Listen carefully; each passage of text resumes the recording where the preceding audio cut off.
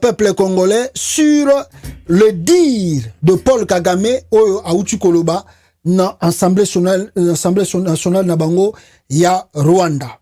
Je prends la première vidéo boyoka Paul Kagame ndenge azoloba c'est en anglais et on traduit et on discute cela. Écoutez Kagame.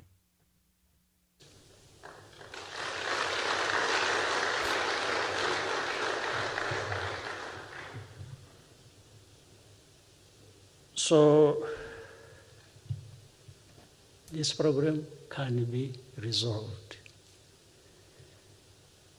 if one country headed for elections next year is not trying to create a big problem grounds for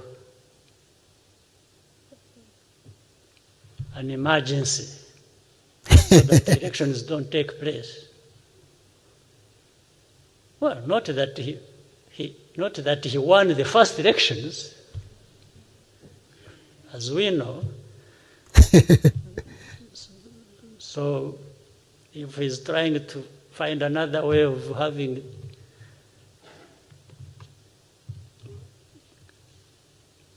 the next election is postponed, then I would rather he use the other excuses, not us, because I don't think I think we have really a lot of problems of our own.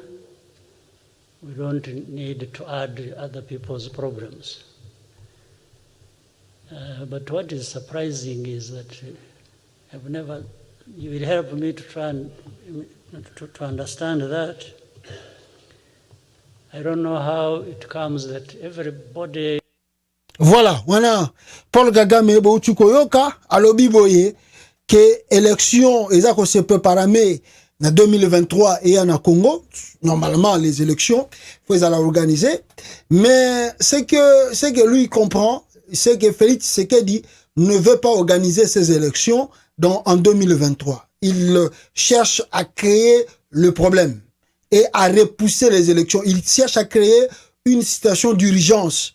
Que Paul Obakeno, on ne peut pas faire les élections suite à ça, on reporte. Hein? To poussi élection wana, na ba mikole koya, na ba date koya. Donc c'est ce que Kagame voit, c'est que ce que Félix Tshisekedi veut faire pour les élections de 2023. Et Kagame, alobi tant azolo ba makamba élection alobi bon malheureusement même azolo linga pousse malheureusement aussi a gagné qui n'a pété une élection où tu koleka azala qui n'a gagné mais azolo kaka a créé situation mo na sous région justement pour na et changer carte na il y a élection pour abenda mikolo na mutu ya Congo bango ba Rwanda bazana ba problème belé bako ba sasusu mutu moko taïla bango ba problème ou bien bango ba koma soki ndenge ni likola ba problème ya batu.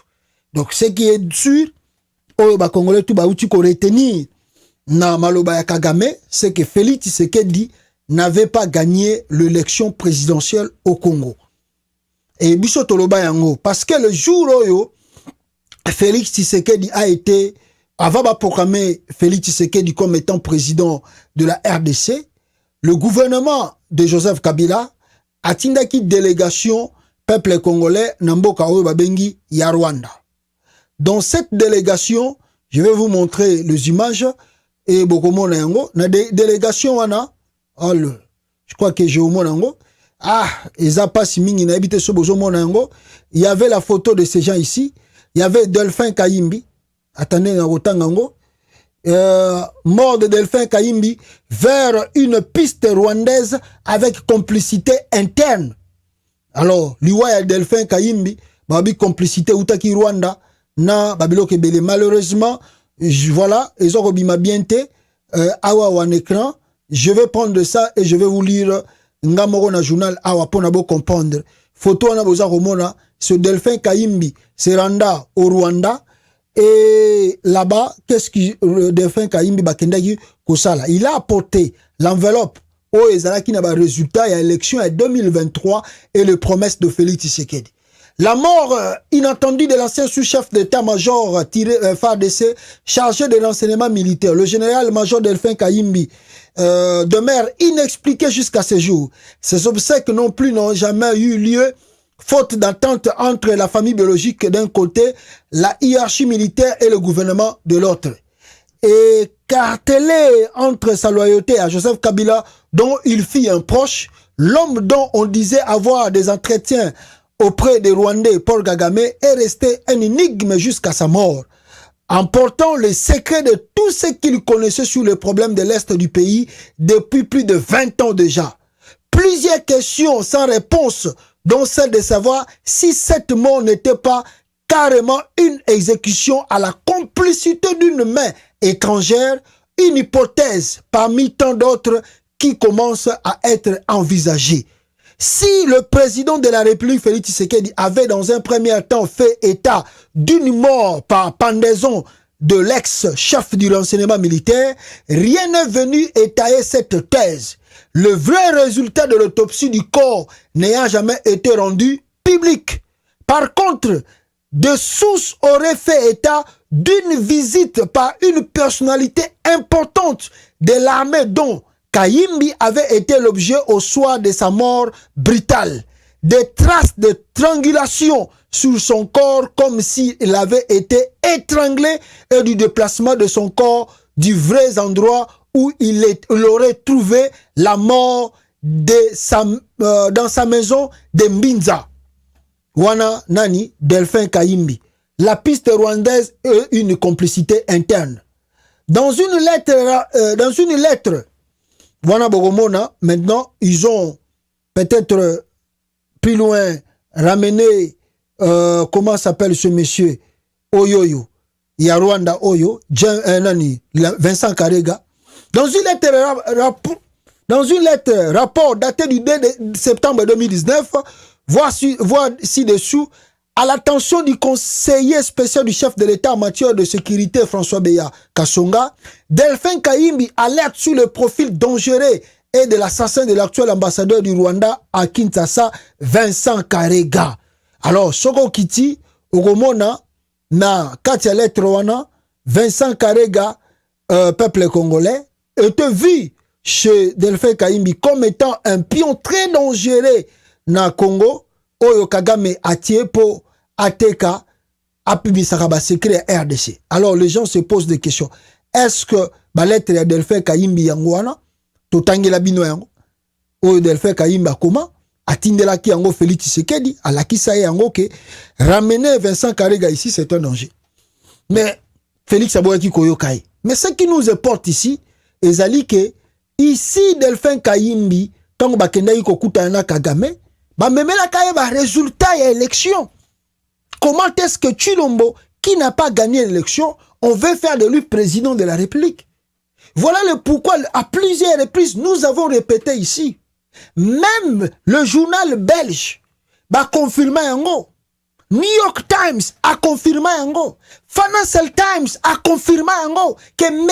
Antoine Chilombo n'avait pas gagné l'élection. Si ce n'était pas un duel de Joseph Kabila, on ne parlerait pas de Félix Tshisekedi comme président. Parce que le monsieur n'a ni compétence, ni capacité de battre campagne pour devenir président de la République comme le Congo. Il a plus bénéficié du nom de son père. Mais Félix Tshisekedi aujourd'hui le laissait seul sur le terrain. Mais ce monsieur, il n'a même pas de niveau. Il n'a pas de niveau de faire campagne politique, de mener... Donc il a profité et de la sympathie de Joseph Kabila et la sympathie de Vital Kamerhe. Parce que la campagne qu'il a battue là, en 2018, si c'était pas Vital Kamerhe, Félix était nul. Il est nul, complètement nul le monsieur. Nul, Chilombo. Il ne maîtrise rien, il ne connaît rien, il ne sait même pas là où commencer. C'est grâce à Vital Kamerhe, à l'okota qui est l'école à moi, na mouké bazo me mène école gardienne. Yakawa, Kotawa, Toke awa, kende awa, biloko tu ba kende ki na Kenya, biloko tu ba kende ki na ba pays tout c'est Vital Kamerhe qui abande ko zoya zuye bébé nga yakawa. Na bon rolakisa onde ba memaka ba melaka biberon, nenge ba banda rolia potopoto, nenge ba banda rolia fufu. C'est Vital Kamerhe. Mutu asala yango. Je ne sais pas, je vois comme si on est attaqué. Ah, ande kona ngai. En tout cas, non. Na moni netiawa, tozo zo batak. Voilà. Oh, voilà. Je ne sais pas. Na moni batak, to katani. Ah! Nzambe na ngai nini susoyo. Peuple congolais, nazo mona neti to katani. Voilà, to katani tozongi. Voilà, tozongi. Donc, aimez la vidéo, peuple congolais, aimez. Nini eza trop, tak eza trop. Aimez, s'il vous plaît, aimez la vidéo. Partagez, aimez la vidéo. Il y a des attaques, hein. Batak eza se multiplier. Donc, Vital Kamerhe a ramassé Tchulombo Batamboussien dans le monde tout. C'est Vital Kamerhe. Mouta signifié Babiloko tout. N'est comme président. Mais le monsieur, s'il marche, c'est comme s'il connaît quelque chose, il peut faire quelque chose. Oh! A bénéficié Kabila comme ici à Matisse pendant un rang l'icolo. Mais Kabila Matisse n'a rang l'icolo pambaté. Parce que Kabila ne voulait pas que Bisso va Congolais te découvrir. Moutakala naye. Si Fayoulou était président, les Congolais voulaient découvrir la nudité de Joseph Kabila. Qui est Kabila? L'incompétence de Kabila. On voulait découvrir qui était Joseph Kabila. Si les Fayoulou dirigeaient le pays aujourd'hui. Et Kabila pour couvrir sa nudité, à quel point Moutoua a déjà Moutakala depuis Kala. Alors bon, na rejoye sikoyo, na yane na Moutoua Congo ale pou. Ba Congolais ba mona sikoyo ba ah, Kabila kuta za kita na bilamba. Bongo tala Félix. Mawatro, il n'a pas gagné. Donc ce que Kagame nous dit ici, c'est pas quelque chose de nouveau et de spécial. Nani yango na Congo ayebi yango te que Félix n'a pas gagné l'élection. Qui ne sait pas ça? Nani ayebi te que Kabila Félix a gagné l'élection te. Tout le monde ayebi yango. C'est pas Kagame qui va nous apprendre de cela. Tout le baka yango na ba média na biso tous les jours. C'est un parvenu, Tshilombo. Un parvenu à la tête du pays. Un parvenu à la tête du Congo. Un parvenu chef de l'État. Un parvenu. Mawatro. Alors, Kagame peut ya.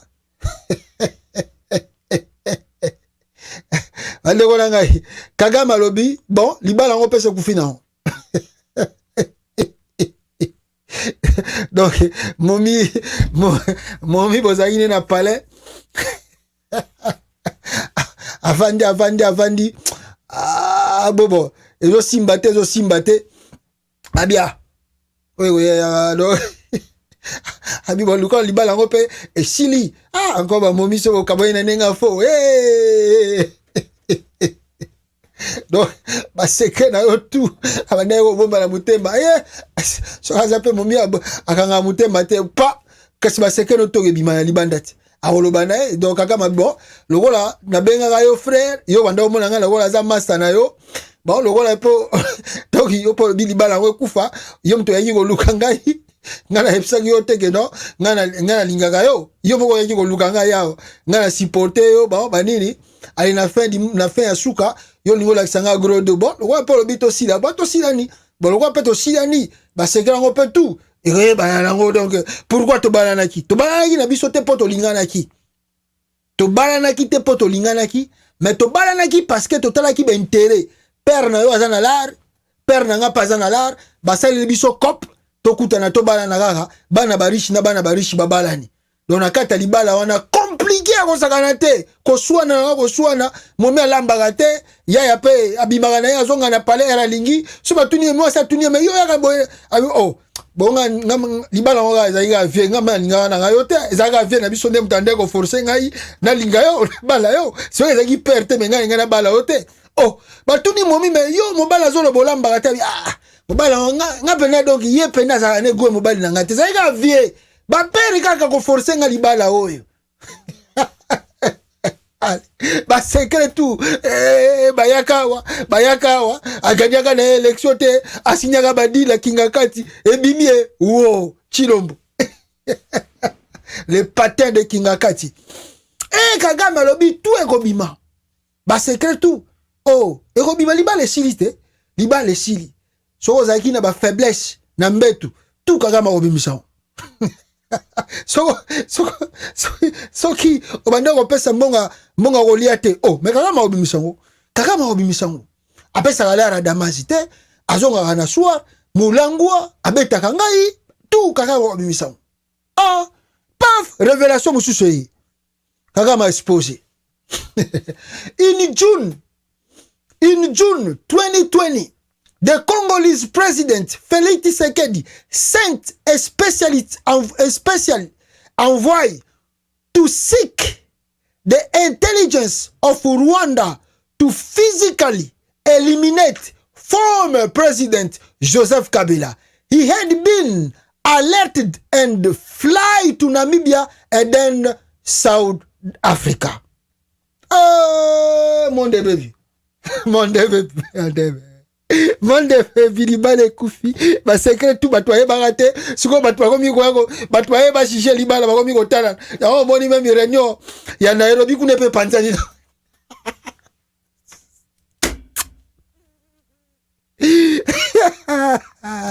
Même réunion Nairobi pe panzani là. Libale me bite. Ba secret to comme bimba. Na juin 2020, Félix Antoine Tshilombo avait envoyé un envoyé spécial à Paul Kagame, à Kigali, au Rwanda là-bas, chercher comment éliminer Joseph Kabila physiquement, juin 2020. Alors, Kabila qui était alerté à Kotaki Namibie, bah, c'est Ruango Boye Biango, et Kabila a quelque se retrouver en Afrique du Sud, Oyo, à l'Obagi qui a quelque chose l'habitude. Nous avons Félix Tshisekedi, na mois de juin 2020, à Tindaki, délégation mobo spéciale, ba Kagame appelle sa bango ba stratégie, nenge nini, ba koki ko éliminer Joseph Kabila physiquement. Libale baby, libale kufi.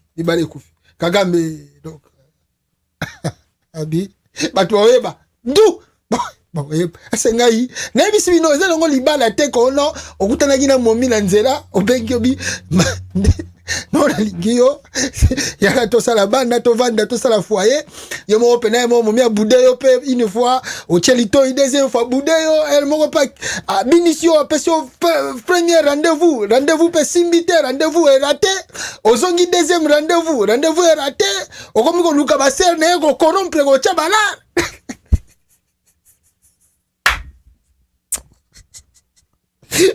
Pour les momi donc non on est ça libala de on était donc balingala il a voté donc et ça là yaka père azanalar atalibo père ya moi c'est azanalar père mobali pas azanalar bon babi bon le quoi biso tout ça balar tika ba na biso babalana ga ndengwana pour te protéger balar na biso père ya mobali chelar père moi c'est pas liblar maman a fait ta mariage Kagame Félix. À la fin des comptes, Bavaninda Gumo, oh, Mobala Bimagaya, Zonga Raeba Nahate. Moi, ça est à l'ambarate. Magamego Mitro. Ce batuni Mobali Neni Nabia, Nalinga été. On les a vu là, vie. Batuni, moi si peut coller les qui trop bien. Ah, voilà Mobali. Nalinga et ça y va papa de Bagenda au forcé Nalibala Wanao. Nalebi écoute. Nalinga Nagaete. To panzana na bisoga munda mutake na kwena ya to panzana mais ce qu'on va panzana ba secret tout e ben no bima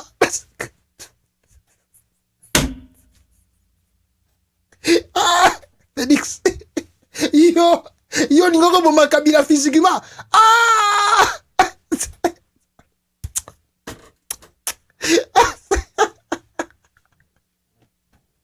bandeko na ngai na bisibino mikole koya na ebite Tshilombo ngevana na Singapour bena Kuala Lumpur kuna soki pouvoir wa esiri yango moni azolinga tricher élection pour Félix soki mandene siliko yango na bisibino makambu pouvoir à Félix esali koboma bato ya bomi ba sacrifice ya sali Félix soki pouvoir esiri na ebite soka disparaître na planète Terre akende kovanda na eta na Mars lokola pe kuna bato bakomi kokende kosala ba tourisme akende kovanda ta kote kuna po makambo Félix asali na Congo o risque ba kokanga ye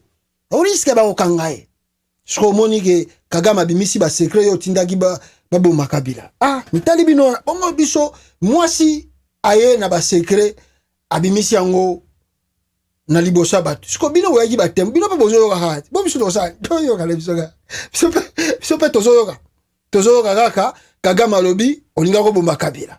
Kagame alobi ozolinga repousser élection d'ailleurs pour gagner kit. Voilà moi c'est ça ba secret ya cousine interne ya palais. Siko ba témoin ba yiki ko kata libala bazotala siko biso tu ba congolais tozotala Kagame ba ko déjà makasi. Yo koya 2023 Chilombo aga na ba taliban yo pour se préparer pour éviter ce qui va arriver dans ce pays. Alors voilà mes frères, ce que je voulais vous dire ici na ba popo ya Paul Kagame auti koloba awa toko ise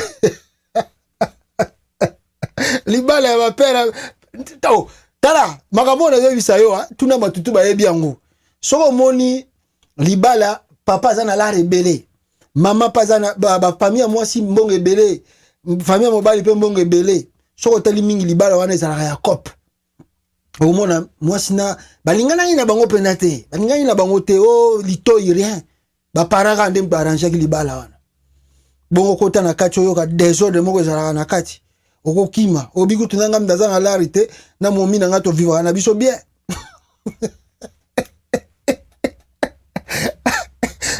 Kagame yo konda boina Chilombo. If one country headed for elections next year is not trying to create grounds for an emergency so that elections don't take place. Well, not that he won the first elections, as we know. So if he's trying to find another way of having Antoine Chilombo makamuna yo boba libale kufi ba cuisine interne ko bima to bikaka bonne chasse. Donc matoyi bajuro fungula yango biepo bakaki ko bima de gauche à droite piso c'est la matoyi yoka peut to chicher après. In June 2020, Congolese President Felix Tshisekedi sent a special envoy to seek the intelligence of Rwanda to physically eliminate former President Joseph Kabila. He had been alerted and fled to Namibia and then South Africa. Kabila alerté. Kimi na yake Namibia, aki Afrique du Sud, akomota la Felix Tshisekedi Mushika. Ah papa, nanga muna lokoti yo pena na Bruxelles. Là où tu étais chèque, voyou, olingo bomananga physiquement. Okeke senga nani ba service ya intelligence ya Rwanda ba ko bomanga physiquement.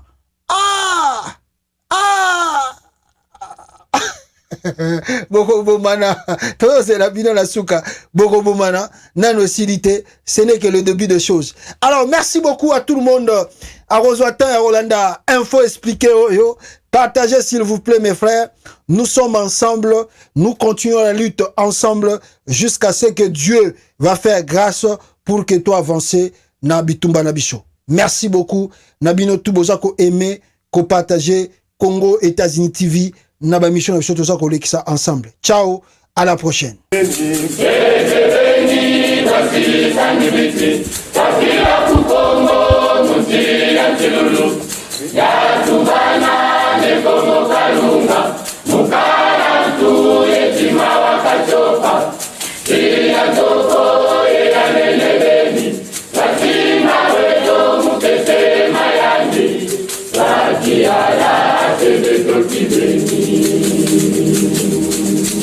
Wabu onzenza Zena waiza wanataki gole Yekongo ya kamusa muda muda jingi Siya tomo elasi ya tombe Siya kete ekasi ya chaki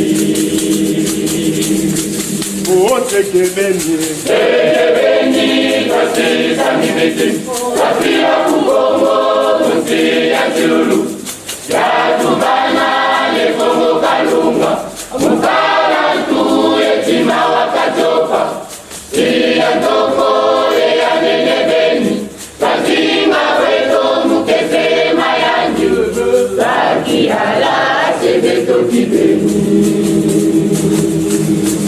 Wabu wenda kusisi ya Kongo siya tubana ne Kongo kalunga koso kanda ya zinga mutande koso wena nusolo la tata. Wabu wenda kusisi ya Kongo siya tubana tumumana Kongo kama lembo imeni manisa wabutango ya mbika mumbika.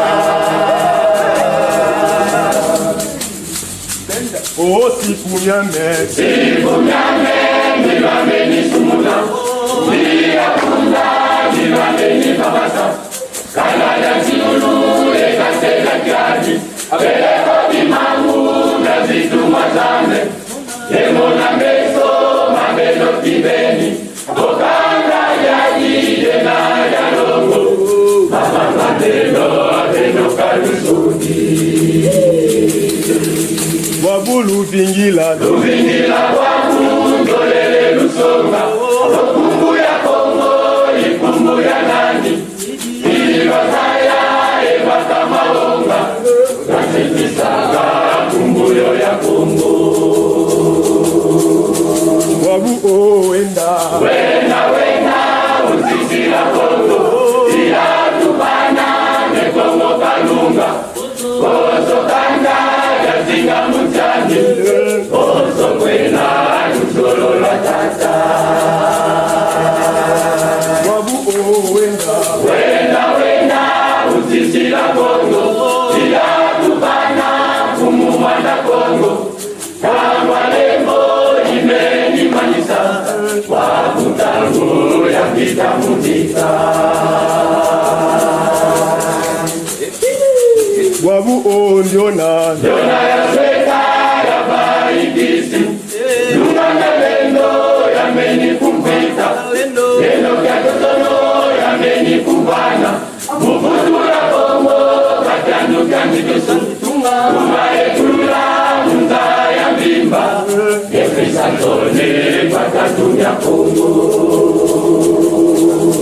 Wabu ndiona ya sweta ya baigisi Lumanga lendo ya meni kumpita Lendo kya totono ya meni kumbana Mubutu ya Kongo Katandu kya mitisu Kuma etula Munza ya mbimba Efisa tone Katatu ya Kongo Wabu wenda